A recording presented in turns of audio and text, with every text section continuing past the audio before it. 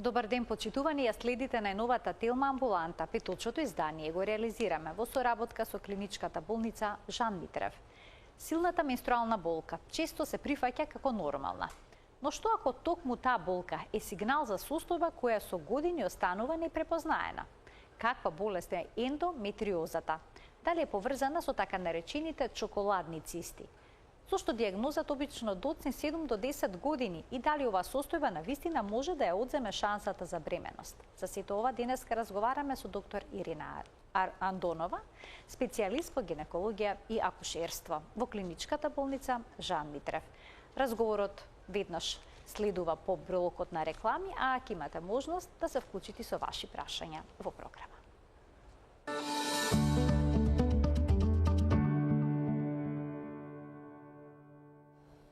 Во денешната Телма амбуланта зборуваме за ендометриозата со доктор Ирина Андонова, специјалист по гинекологија и акушерство во клиничката болница Жан Митрев. Докторке, добре ни дојдовте. Добро ден, Ајдо, благодарам за поканата.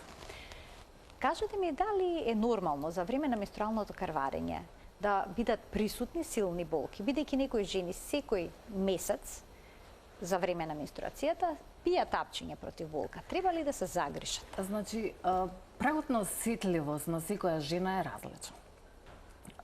Во најголем број случаи појава на овие силни болки или она дисменореа, која што се јавува некаде во пораната возраст, односно во адолесцентниот период, е релативно ја сваќаме како нормална, односно сваќаме дека пациентката е се уште млада, само што започнала со овулации, односно во тој период, поради тоа што утерусот се уште се навикнува и дека овие болки кои што се јавуваат 1 до 2 дена пред да добија менструација, кои што траат, например 3, 4 или 5 дена дека трае менструалниот циклус, ги сваќаме или во најголем број случаи кога ќе дојдат на гинеколог, дека се нешто како што нормално или нешто што е често.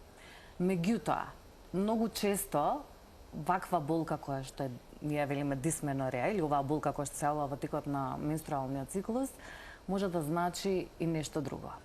Обично во периодот некаде од 25 до 35 години, таа може да не биде сигнал за некое друго заболување кое што може да го има во женското тело, односно да не биде ова ја велиме примарна, односно дисменореа која што се јавува само како таква, него да биде како резултат секундарна, односно на промени кои што настануваат во женското тело и кои што доведуваат до појава на овие силни болки, да пациентката некогаш овие болки ги отсеќа надвор од менструалниот циклус. Значи да не бидат поврзани само со менструалното крварење. А доколку се поврзани со менструалното крварење, веќе споменавте дека секоја жена има различен праг на болка. Да. Како да се направи граница? Што е нормално, а што укажува на некаков проблем?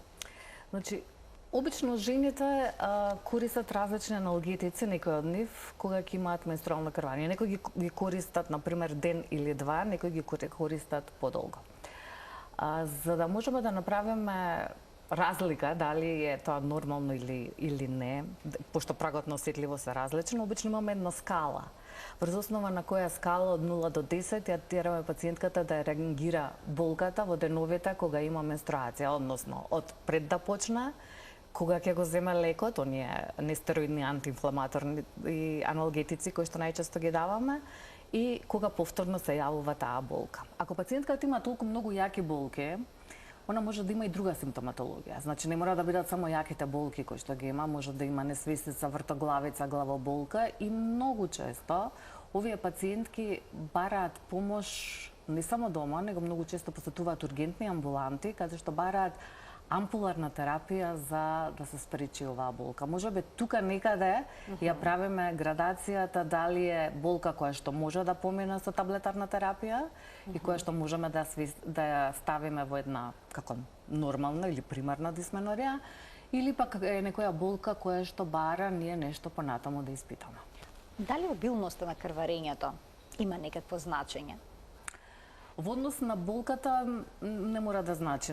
Некогаш кога има преобилно крварење може да има појаки болки, меѓутоа не значи секогаш дека ако не имаме обилни менструации дека ќе имаме и појаки болки. Има пациентки кои што не имаат обилни менструации, поготово првите менструални циклуси не се толку обилни, меѓутоа девојчињата може да имаат и најголем најголемо чувство или најголема болка да осеќаат за разлика од останатите жени, баш поради тоа што претходно немаат раѓено. Нели знаете се зборува односно во народот дека еве после првата бреманост или после првото породување, болките кои што ги осеќаат за времето на менструацијата всушност ќе се намалат.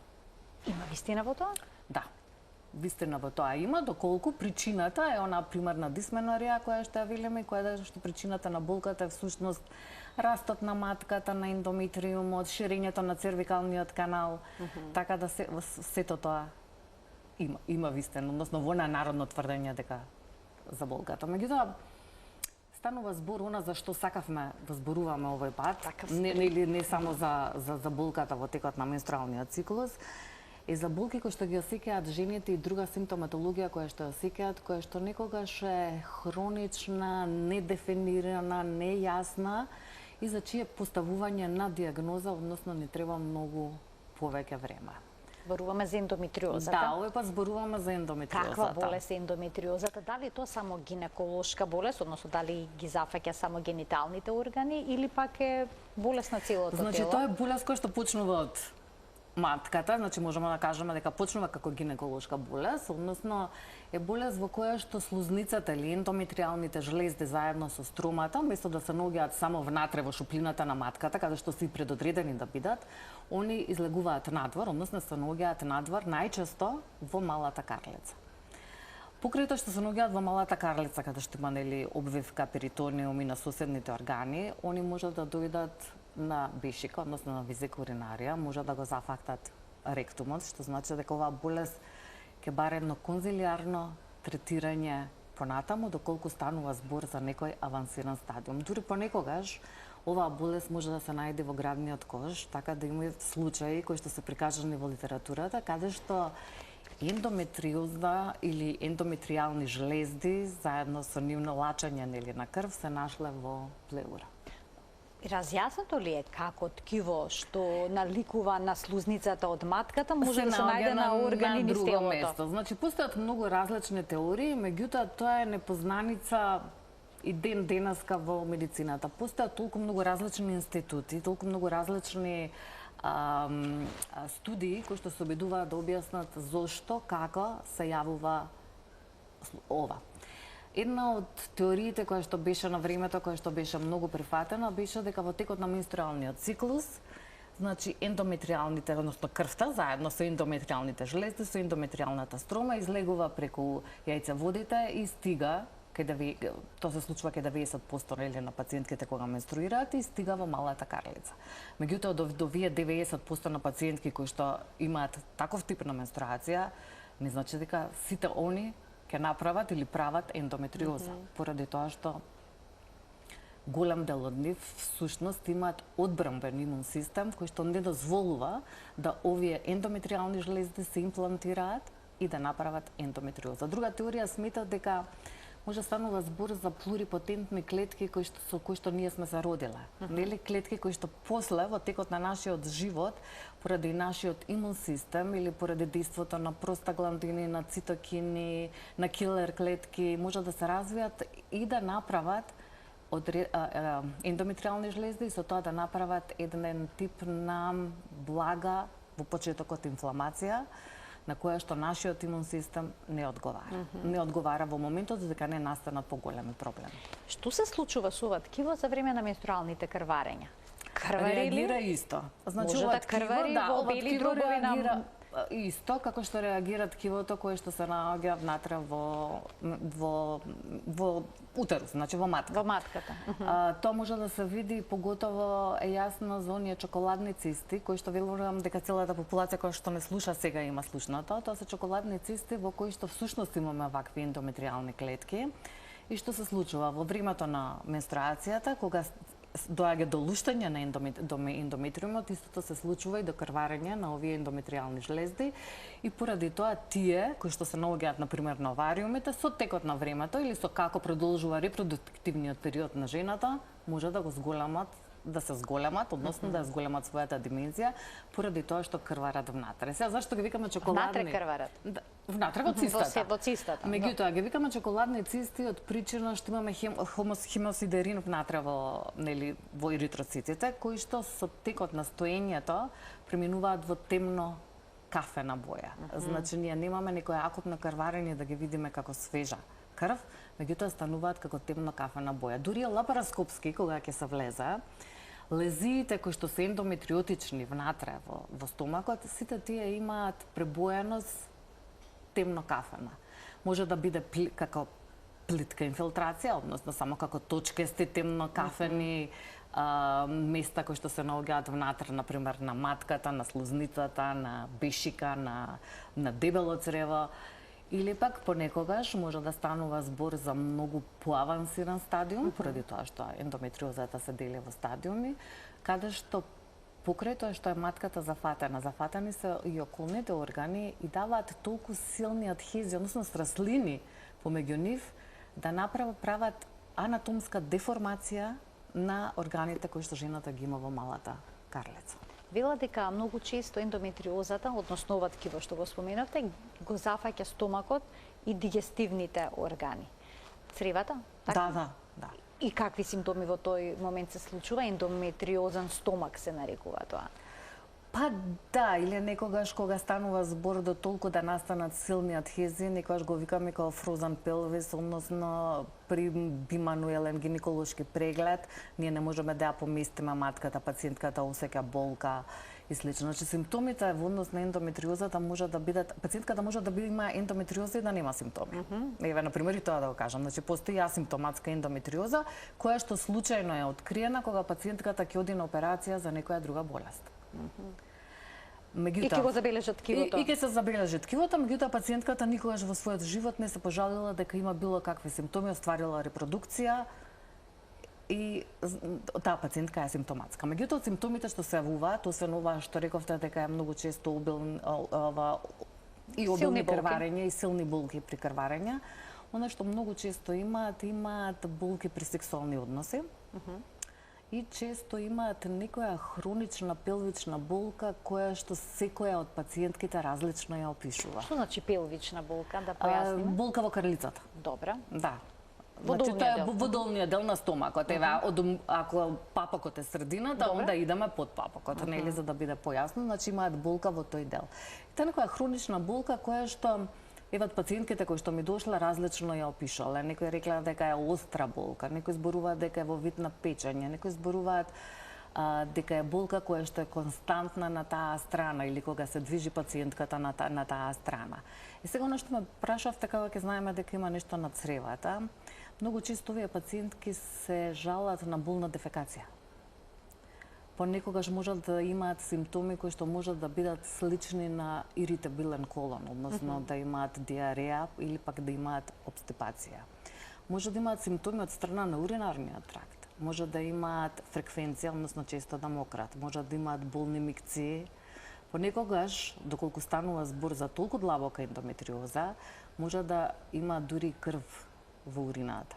Така да во начинот на кој што ги диагностицираме пациентките, станува збор за клиничка диагноза. Една од опциите е дури и цистоскопија, ако пациентката покрај сите овие други симптоми се жали на проблеми со мокрење. Цистоскопија всушност преглед на мочниот меур? На мочниот меур со камера. Со камера. Да. Дали при обичен гинеколошки преглед може да забележите дека пациентката дека има ендометриоза?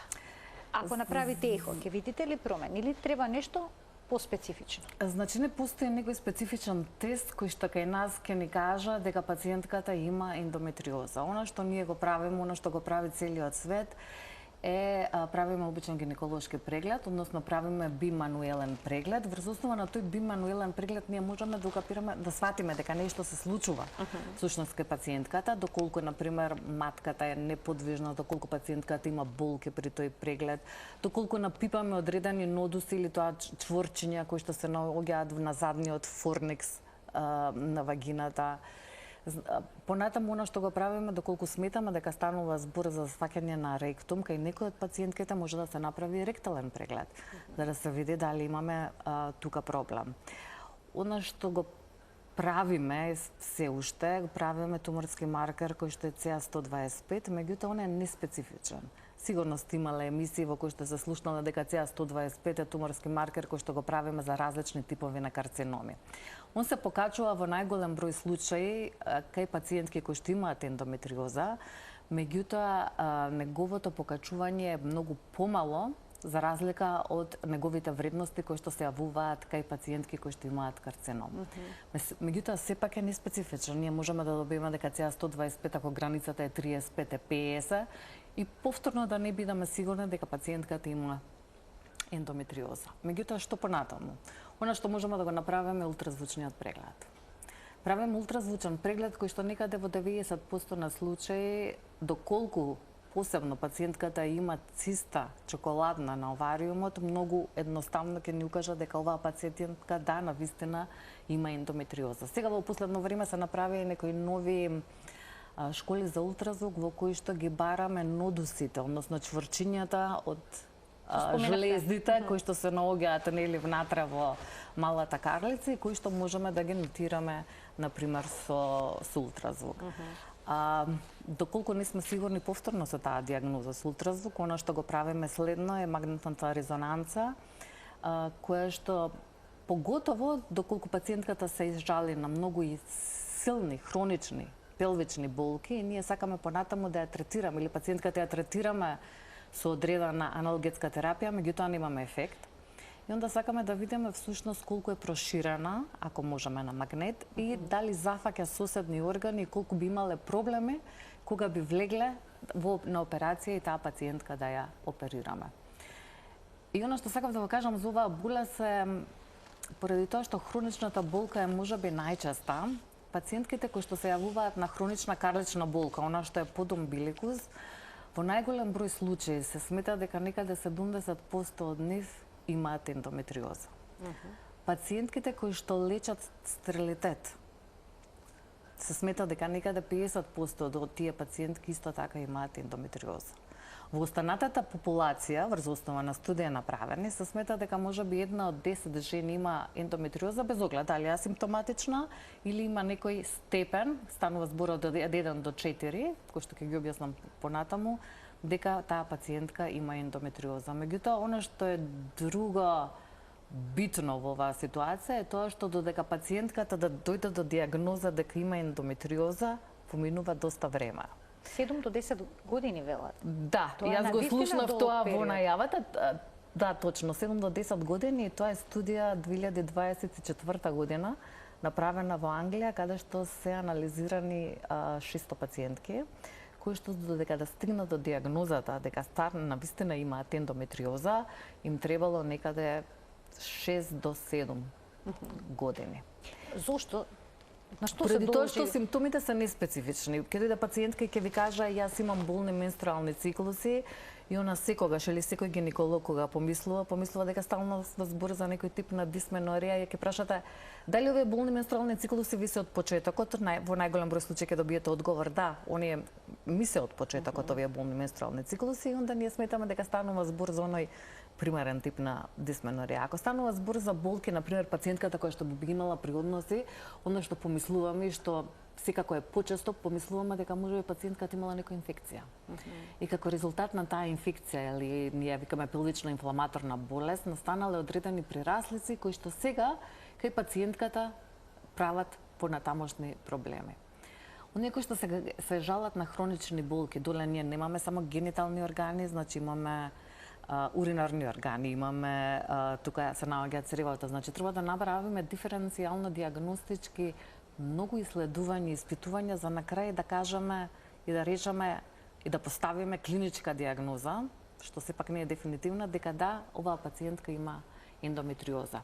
И сега кога сум вика кај дијагнозата, дефинитивна дијагноза за ендометриоза се поставува само по хируршки пат и со само лапароскопија? Со лапароскопија и само со примерок од ткиво кое што хистопатологот ќе ни каже да, имате ендометриоза, односно имате ендометриални жлезди кои што се надвор од шуплината на матката. А како се проценува кој степен на ендометриоза е? Дали е почетна форма, дали е поблага, За да можеме да го процениме, повторно е лапароскопијата во прашање, поради тоа што под лапароскопијата, претпоставам гледачите знаат, со камера ние ги визуализираме гениталните органи, а покрај гениталните органи ги визуализираме све што се наоѓа внатре во абдомен. Со визуализација ние можеме да направиме градација всушност на ова болест, која што оди во 4 стадиуми. Првата и втората, пациентката обично има лесен степен на симптоми, а додека третиот и четвртиот стадиум станува збор за цврсти адхези, да ги објаснам како цврсти прераслици помеѓу органите во малата карлица, кои што ја деформираат дури анатомијата која што ја има доле во малата карлица и кои што кај пациентката предизвикуваат во најголем број случаи потреба за хируршко лекување и предизвикуваат голема хронична болка. Во продолжение на емисијата ги поканиме гледачите да се вклучат со нивни прашања во програма. Почитувани, ве очекуваме да се вклучите во програма. Кога зборуваме за ендометриозата, да може да биде да биде причина за стерилитет или ја комплицира самата бременост? Значи, се смета дека првиот и вториот степен на ендометриозата, кој што го спомнав, е како субфертилитет, односно дека кај овие пациентки, поготово ако станува збор, односно ако имаат циста на овариумот, меѓутоа немаат други прераслици кои што се наоѓаат на тубите или на гениталните органи, дека врз основа на отежнува да остане бремена. Тоа не значи дека таа пациентка нема да остане бремена, меѓутоа оттежнува да самата пациентка остане бремена. И поради тоа се направени студии во кои што се смета дека пациентката има прв или втор степен на ендометриоза и има ендометриом, дека самото отстранување на ендометриомот, ако тој поголем некаде од 4 до 5 сантиметри, ќе помогне на таа пациентка да полесно остане бремена веднаш после операција. Меѓутоа, друг е случајот ако станува збор за потешок степен на ендометриоза или кај пациентка која што веќе се одлучила дека треба да оди на инвитро циклус. Во тој случај се смета дека можеби е подобро веднаш пациентката да оди на инвитро циклус пред воопшто да се извади цистата или ендометриозата, поради тоа што ќе се намали резервата на тој јајник. Ќе ги вклучиме гледачите и продолжуваме потоа со бременоста и ендометриозата. Добар ден за првото вклучување, односно за првиот гледач кој што ќе се вклучи во денешната Телма амбуланта. Ало, добар ден. Повелете, во програма сте. Најпрво благодарам на будителката, бидејќи пред некое време се јавив и инсистирав да се отвори оваа тема како посебна тема, бидејќи мислам дека заслужува и секако да ја поздравам докторката. Ви благодарам и вам за сугестијата за оваа тема. Повелете. Да, секако тука сме. Сакам да ја прашам докторката, убаво објасна како е начинот на откривање на ендометриоза, чоколадни цисти, лези, зафаќање на други органи и сите работи. Меѓутоа, ме интересира што е процесот, односно предлогот на гинеколозите и хирурзи кај нас во државата, кога сето тоа ќе се утврди, кој треба да даде совет дали хируршки треба да се отстрани ендометриозата, каков тим на хирурзи учествува овде, доколку се работи за млада личност, 22 години, која сега нема план да останува бремена, да се мажи или такви работи, него едноставно состојбата, секојдневната, секојмесечната состојба и е практично неиздржлива. Дали во тој тим учествуваат и хирурзи, уролози, кардиолози, за дебело црево, да речам, абдоминални хирурзи или само гинеколози. Дали може јас и што се отстранува доколку има лези и на лигаменти, и на мочен канал, и на ова, бидејќи се работи за лично искуство. Ние со ќерката бевме во Турција, па сакам да си направам една споредба, бидејќи ги прошетавме сите и државни и приватни клиники, докторката не ја познавам, меѓутоа и други врвни наши така представени гинеколози, никој не ни даде совет каков што добивме во Турција во Аџибаден. Јас би сакала да ве прашам пред да се исклучите како знаете дека вашата, претпоставам за ќерка станува збор или не знам 22 годишна, дека има ендометриоза? чоколадна циста беше откриена тука и на своја иницијатива ние направивме и магнетна резонанца. Некои од вашите колеги не се охрабрија ниту да ја видат, па добивме тумачење дека штом има чоколадна циста може да се дефинира дека има ендометриоза. Во Турција при оперативниот запад беа извадени 15 парчиња, фала му на Господ, сите беа бенигни, значи потврдено дефинитивно ендометриоза. Меѓутоа, овде никој не се охрабри на таков чекор, на таква операција, за да се извади се што смета. Сега, после 2 до 3 месеци, се чувствува добро, со нормални циклуси, а пред тоа да ви кажам неиздржлива состојба, како што споменавте. Неиздржлива дури со колапси. Така, ви благодарам за вклучувањето во програма, за споделувањето на вашето искуство. И ни отвори една тема која што е многу интересна. Мултидисциплинарност. Да, и начинот на кој што ние ги третираме и ги решаваме овие пациентки. Значи, кога станува збор за млада пациентка, поради тоа што ендометриозата според некои студии може да се јави и во адолесценција, за да направи ендометриотична циста, која што направила на 22 години, и да 18 лези да најдат и да ги отстранат, предпоставувам дека сето тоа почнало од порано, значи не било од сега, така да пациентката сигурно патела од хронична болка, патела од болки при добивање на менструација, значи од дисменореја и од се. Начинот на кој што ги третираме пациентките зависи први од возраста на пациентката, зависи од тоа дали пациентката има остварено репродукција или нема, и зависи од нејзините желби и потреби, и секој пристап е индивидуален. Кога станува збор, кога ќе најдеме чоколадна циста и кога гледаме дека таа циста расте, ја пратиме за 2 до 3 месеци, тогаш советуваме во најголем број случаи, ако станува збор за 5 или 6 сантими на цистата, да таа се отстрани лапароскопски. Значи, лапароскопијата нема да биде само диагноза, ние нема да влеземе само диагностички да видиме дали има циста, него во исто време ќе отстраниме цистата и ќе отстраниме све што друго, каде што ќе видиме или ќе направиме нуклеација, односно или аблација на лезиите кои што таа пациентка ги има. И сега, поради тоа што станува збор во овој случај за 22 годишна пациентка, можеби кај нас ставот на лекарите бил малце поинаков. Кога станува збор за помлади пациентки, во најголем број случаи се обидуваме да ги третираме со нестероидни антиинфламаторни лекови или се обидуваме да ги третираме со комбинирана, например, контрацептивна терапија. Меѓутоа, доколку се докаже на магнет, како во овој случај, дека имаме зафаќање на везика, односно на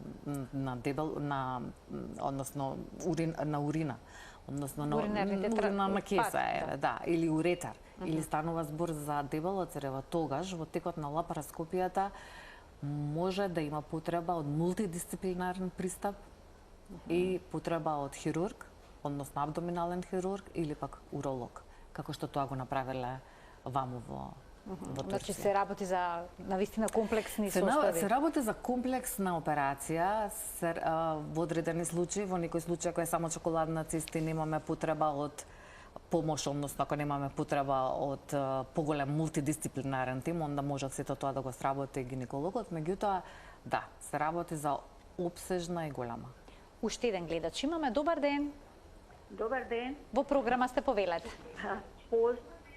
Поздрав до докторката и до водителката. Благодарам. Сакам да поставам едно прашање до водителката и до докторката. Ве слушаме одлично. Оперирана сум од пролапс на матка пред 2,5 години. Само ќе ве замолам да го следите разговорот во слушалката. И по некое време, после неколку месеци ми се јави пролапс на другите органи, генитали. Меѓутоа, продолжив, например, по совет на гинекологот, продолжив да носам тампони, меѓутоа пролапсот продолжуваше и сега носам прстен година и нешто. Така. Гинекологот ми препорача да направам операција, Меѓутоа, вакви операции за ваков пролапс, колку сум информирала, немало во Македонија. Меѓутоа ми обеќа дека ќе дојдат од Словенија некои доктори и лапароскопски да ми направат ваква интервенција. Дали може да го прашам јас нешто? Меѓутоа сега, во овој период, ќе доаѓале од таму, меѓутоа не може само да едно се прашање направи. имате од докторката? Да, повелете. Првата операција што е изведена преку абдоминален пат или преку вагинален пат? Вагинален пат е направена интервенцијата. Извадена е матката. Вагинален пат е направена Значи, интервенцијата. и тогаш ви извадија матката? Извадена е, да, И од матката тогаш имате извадена. спуст на останатите органи, колку што ве свативме, така? Други проблеми немам. Добро. Дали имате проблеми при мокрење? Дали при мокрење имате проблем? Молим? Дали при мокрење имате проблем? Па не. При уринирање? Чести Не, уринарни инфекции имате? Не, тоа секој одам редовно на контрола. Немам инфекции. Така, Така, добро. значи Сега ме интересира дали може и некоја ова класична операција треба да ми се закаже да ми извршат, или е подобро лапароскопски да се врши операција во овој случај, и каде се спроведуваат овие лапароскопски операции во нашава земја, дали има? Така, ви благодарам за вклучувањето во програма, што би можеле да јас ќе ви советувате. одговорам. Значи, вашата операција, јас сега не знам за кој степен станува збор на тоа што е пролапсот сега. Може да се изврши во нашата клиника, дури може да се изврши и по вагинален пат, доколку тоа е возможно. Доколку не е возможно по вагинален пат, онда може да се направи лапароскопски. Меѓутоа, она што прво треба да се направи, треба да ве видиме. Треба да дојдете и треба да ве видиме. Така, значи неопходно е преглед за да Преглед, поради тоа што некогаш може да се направи корекцијата на оваа операција која што е направена, да се направи по вагинален пат. Зависи што е всушност спаднато. Јас поради тоа прашав дали пациентката има уринарни инфекции. Дали е спаднат и и дали е мочниот спаднат меор. мочниот меор. Значи, би требало да се види, би требало да се договориме. Јас не знам сега каде оди пациентката, со кого се договара, меѓутоа би требало да се види, може корекцијата да се направи по вагинален пат. Ние продолжуваме, докторке, понатаму. Дали е точно дека ендометриозата може да ја излекува бременоста, односно ако жената забремени, дека болеста само од себе ќе се Ние површи? не им препорачуваме дека ако забремените дека болеста ќе излечите ендометриозата. Секако е докажано дека степен 1 и 2 на пример на ендометриоза, кога ги направиле анализите понатаму, барајќи ги да не бидам толку специфична, соодветни клетки кои што не ги лачат внатре во стомакот, се покажало дека тие се намалиле во текот на бременоста. Што значи дека степенот на ендометриоза, оној кој што е прв или втор степен на ендометриоза, се подобрил во текот на бременоста. Но бременоста не е лек за ендометриоза. Бременоста не е лек за ендометриоза и има ретки случаи во кои што бременоста понекогаш, кај оние пациентки кои што имаат 3 или 4 степен на ендометриоза, може да доведе до компликации од причина што тие сраслини се многу јаки, цврсти, матката расте во текот на бременоста, па може да дојде до крварење, може да дојде до одредени перфорации, дури и на дебело црево. Има опишано во литературите, меѓутоа да не се плашат пациентките, гледателите што ме слушаат, тие се многу ретки, исклучително ретки и се опишани како кейс репорти, односно како случаи што се случиле во светот. Ајде уште еден гледач да вклучиме. Добар ден. Добар ден. Во програма сте, повелете. Добар ден, ви сакала најпрво да ве поздравам вас како ефтен супер водителка и вашата ефтен супер гостинка. Ви благодарам. Така, јас на кратко само да ве прашам. Се работи за мојата ќеркичка, има 19 години. Таа кога прв пат доби менструален циклус, се беше нормално. Значи секој месец си добива редовно и без болки. Меѓутоа, јас како девојче имав големи болки кога имав менструација, така да една наша комшика ми предложи со баралгин да се третирам во тогашно време. Јас сум од по-старата генерација и навистина ми поменуваше. Со баралгин одев и на училиште. Меѓутоа, сега во понало време од лани, некако и се како некоја цистост предпоставија дека има, Бевме во болница, 7 дена беше третирана само на инфузија без јадење, се сумњаше дека има слепо црево. Секој ден на ехо на абдомен, на долните делови, ништо не се пронајде. Значи, и циста нема, и со слепото црево ништо, меѓутоа таа има болни менструации. Беше на гинеколошки прегледи, со ништо не се третира, едноставно со беналгени кажа. Дали е можно да има некоја, еве, слушам популарно чоколадна циста и како да третираме понатаму, како да ја помогне. Зошто јас има болки, значи секогаш што имам менструални болки до пораѓај, после веќе нема. Таа немаше, но сега од лани почел да има болки. Која е причината, на кратко, ако може докторката да ми каже. Инаку темата ви е супер и треба најмалку 2-3 емисии за сите да прашаме што ни треба. Така, ви благодарам за вклучувањето и за поставеното прашање во емисија. За прашањето, можеби претходните менструации кои што ги имала ќерката на пациентката биле без овулација. Кога станува збор за менструации во кои што немаме овулација, во голем број на случаи тие се безболни. Меѓутоа, болките почнале некаде од 19 години. Јас колку што разбрав, они барале циста, меѓутоа не можале да најдат. Ако ќерката има чоколадна циста, јас не верувам дека постои гинеколог овде во државата кој што таа циста на ултразвук нема да ја види. Она што треба да го направи девојчето, да води евиденција. Сакам да води евиденција кога почнуваат болките, значи кога ќе добија менструација, кој ден започнуваат болките и дали тие болки се само за време на менструација или се јавуваат некаде и од 12 до 14 ден на циклусот, од почетокот, од првиот ден на крварењето, поради тоа што во тој период тие ќе укажуваат дека можеби тие се болки пошто се јавуваат поради овулација. И секако дека редовните контроли кои што ќе треба да ги прави, например во овој случај еднаш годишно, ќе утврдат дали постои циста или не постои циста, доколку симптомите на болките кои што ги има пациентката се зголемат, тогаш препорачувам да се посети повторно гинеколог. Што се случува со ендометриозата во време на перименопаузата? Кога доаѓаат оние хормонски промени во животен период на жената, кога се влегува во прашање, меѓутоа ева нешто сега што ми текна и одма продолжувам понатаму. Во последно време се прави еден неинвазивен тест кој што ќе биде преку крв за да се докаже дали пациентот има ендометриоза или нема ендометриоза. Е некаде во завршна фаза и јас се надевам дека наскоро, можеби за 2 години, ќе биде во комерцијална употреба, па поради тоа ќе ни биде многу полесно, ја например као вакви девојчиња на 19 години за кои што е греота да правите лапароскопија за да видите зошто се болките. Ќе биде многу поедноставно да се добие одговор. Многу поедноставно да знаеме дали некој има ендометриоза или нема ендометриоза. Сега во перименопаузата ендометриозата е хронична болест, може да тоа не го кажав, која што всушност зависи од естрогенот.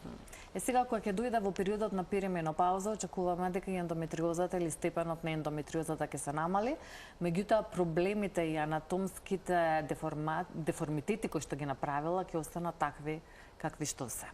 Дали дури може прв пат да се јават болки кај жените во овој период од животот, доколку имале асимптоматска ендометриоза? Да, 1% од пациентките може за прв пат во овој период да им се јават болки.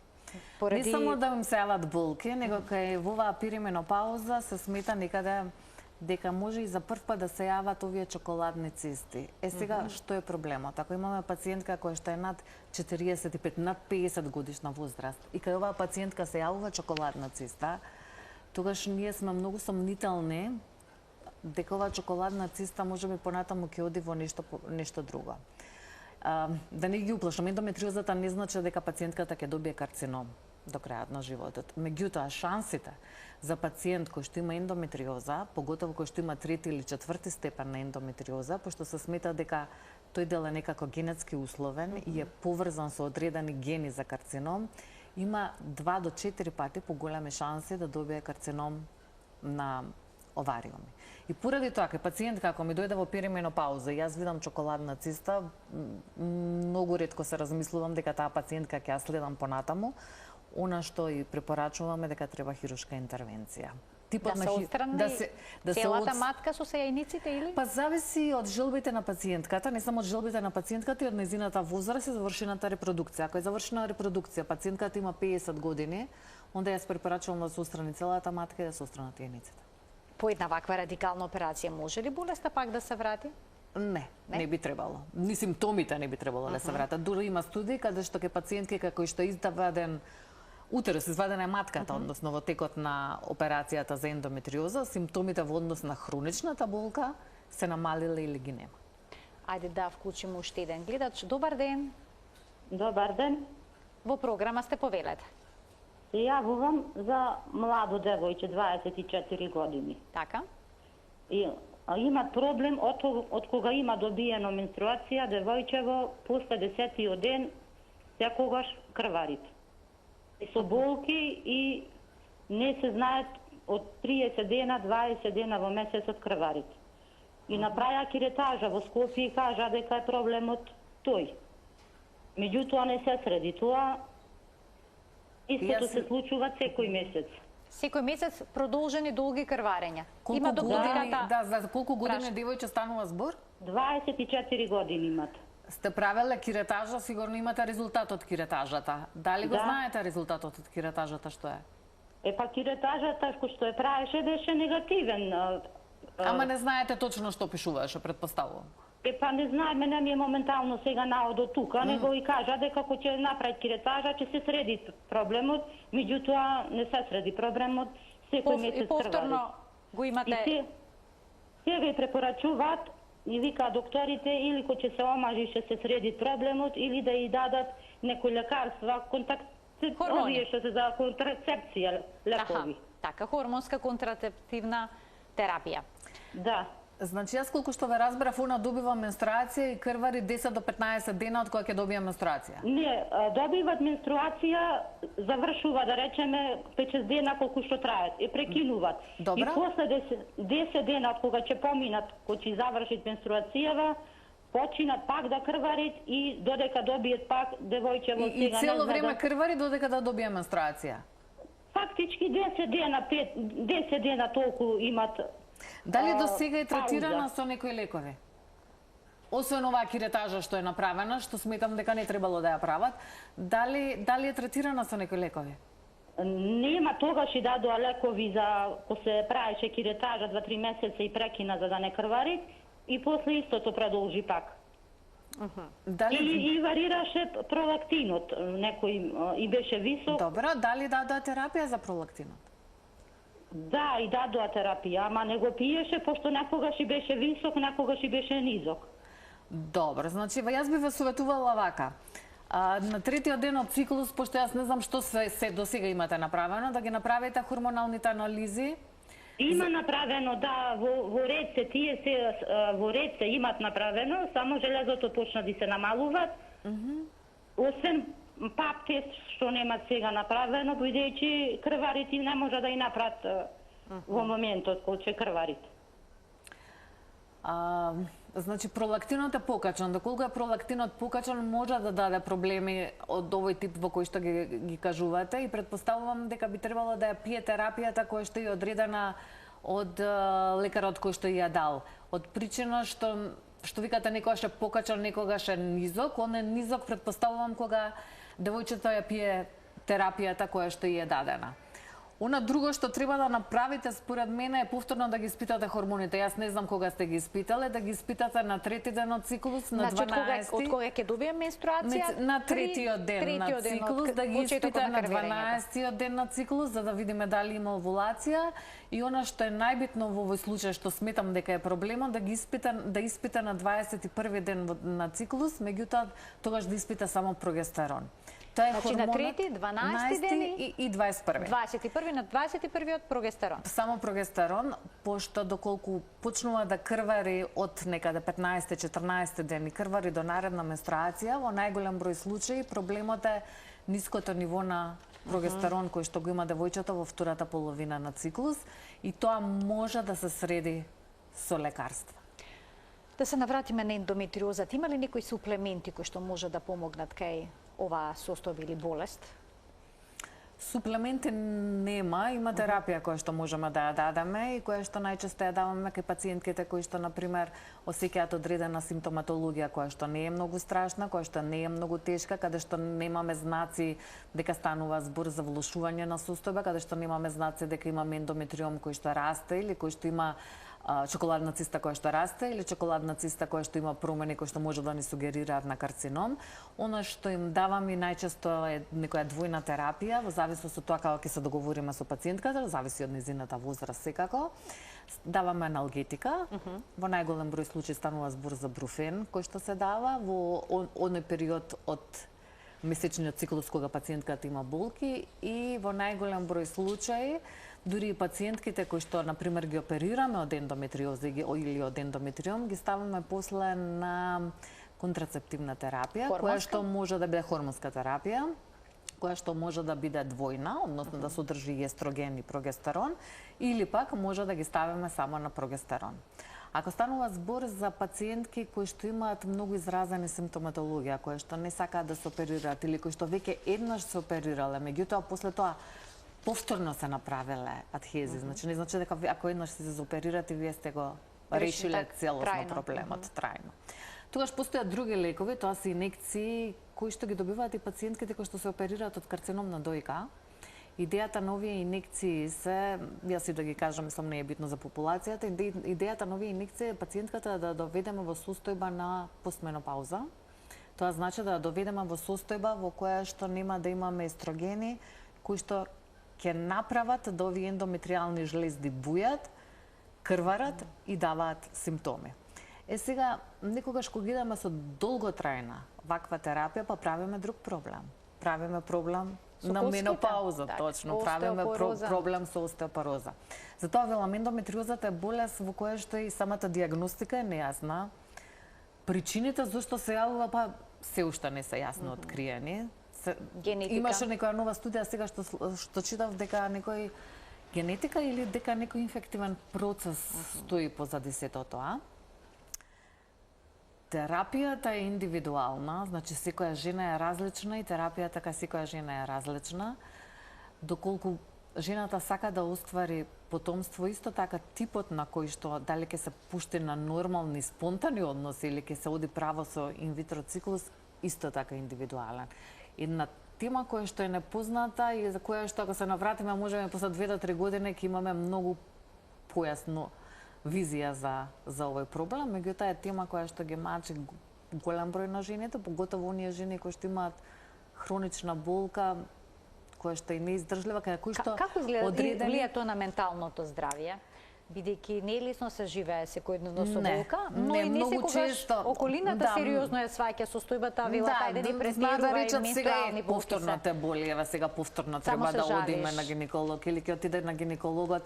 Значи имаше студии каде што жената отишла 10 до 15 пати на гинеколог за на крај да се утврди дека има пациентката навистина ендометриоза. Значи само се жалиш, еве прегледот е во ред. Сето тоа прави анксиозност, прави депресија, пациентката можеби почнува да не свирува на себе си, вика не е можно мене вака или онака да ме боли. Меѓутоа тоа се стварно проблеми со кои што се соочуваат жените, на кои што треба да најдеме решение.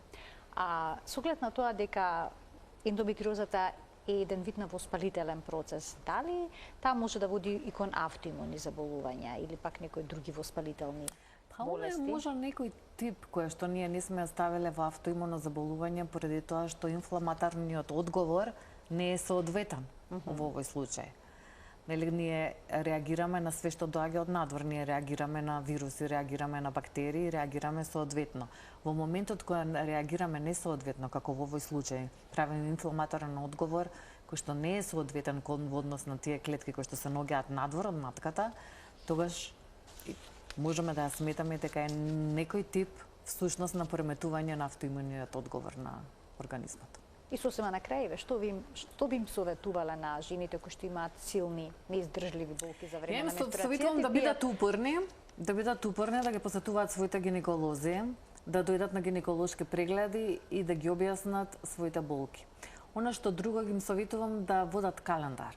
На календарот да запишуваат кога каде, мислам, колку време траела болката, како им се јавила болката, дали при некоја активност, во кој дел од телото, дали е таа повторувачка болка, и да бидат апсолутно упорни и да ги направат сите диагностички постапки кои што треба да ги направат, за да можеме на крај да третираме како што треба да третираме. Не значи дека секоја жена која што има ендометриоза ќе заврши со операција.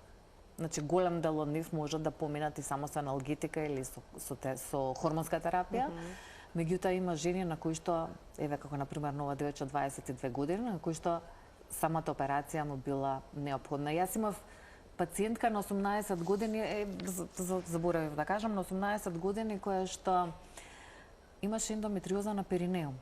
Нити раѓала на вагина. Добро. Вагина оствари на вулва, на надворишниот дел на вулвата и дојде кај мене и се жалеше. Јас викам имам некој топче кое што се зголемува и расте кога ќе добијам менструација. Жената немаше раѓање, пошто има ендометриоза која што знае да се јави на местото на епизиотомијата, која што знае да се јави на местото на царскиот рез и тогаш причината во најголем случај е механичка. Тоа значи дека клетките, ендометриотичните клетки се пренесени во текот на царскиот рез, нели, на кожата кај пациентката, или се пренесени со текот на одливањето, нели, на лохиите на епизиотомијата. Меѓутоа, оваа пациентка на 18 години немаше раѓано, немаше ништо.